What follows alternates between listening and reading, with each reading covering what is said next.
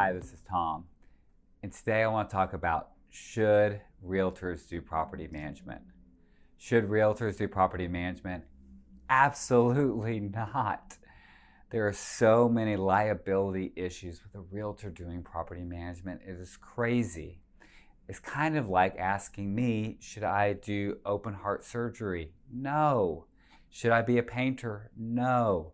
You want to use a professional. With property management, we're handling people's money. We're handling a lot of people's money. So when I see that realtors start doing property management, it really scares me. There's a thing that's really important. It's called trust accounts.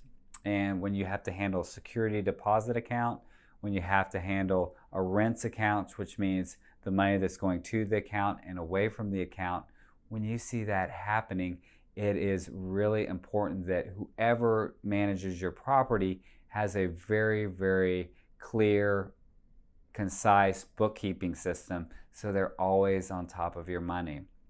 Some of the biggest things that happen, the biggest mistakes that I see are realtors who do a little bit of property management because they lose track of this bookkeeping. There's several laws, there's several things that really need to be happen. There's forms that need to be happen. You need to have real proper screening. Evictions are critical.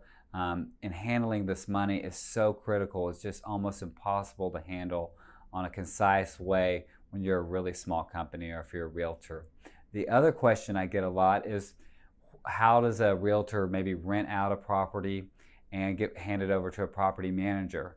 Now, a lot of companies do this, and we will take a property rented out by a realtor, but I also highly don't recommend this because it creates a lot of conflict, especially because the realtor has a handoff. Do they pre-screen the tenant? Do they not pre-screen the tenant? They have somebody that they think is qualified to lease the property, and they're not.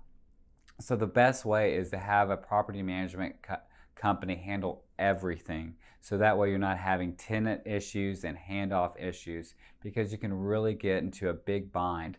The example that I use is the realtor picks out the tenant is into the home, and the tenant is messing up the situation.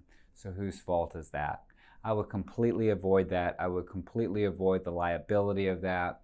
I would have a property manager deal with property management and have realtors do buy and sell homes, because they're great at that. So if you have any questions about that, if you need a really good realtor too, we have lots of great realtors. We work with the best ones in town. But if you have any more questions, give me a shout. We'd love to talk to you about it. Thank you.